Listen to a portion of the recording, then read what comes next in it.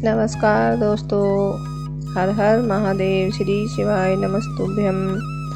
आज हम कार्तिक महात्म्य का चौथा अध्याय पढ़ेंगे। नारद जी बोले, ऐसा कहकर विष्णु भगवान मछली रूप धारण कर कश्यप की अंजलि में प्राप्त हुए।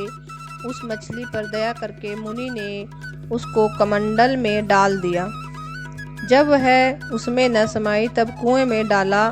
कुएं में से तालाब में, तालाब से समुद्र में डाली गई।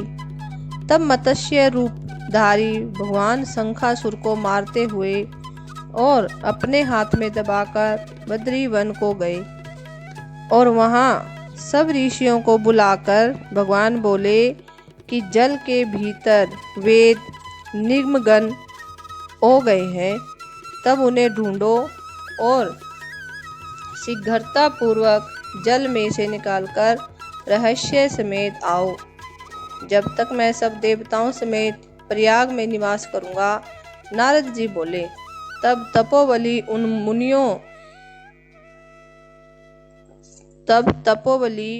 उन मुनियों ने बीज और यज्ञ मंत्रों सहित वेदों का उद्धार किया और ऋषियों में से जिसने जो निकाला वह भाग उसी ऋषि के नाम से प्रसिद्ध हुआ। पीछे सब मुनि मिलकर प्रयागराज को गए और प्राप्त हुए वेद ब्रह्म सहित विष्णु भगवान को अर्पण किए गए।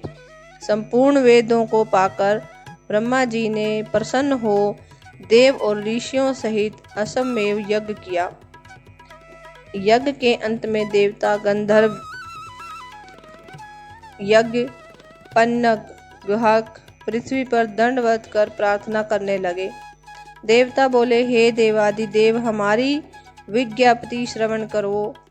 यह हमारी प्रसन्नता का स्थान है, इसे तुम वरदान दो।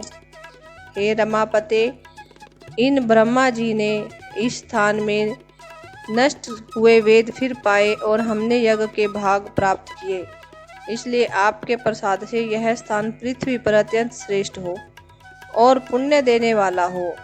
यह महीना भी ब्रह्म हत्या आदि को दूर कर अक्षत फल देने वाला हो।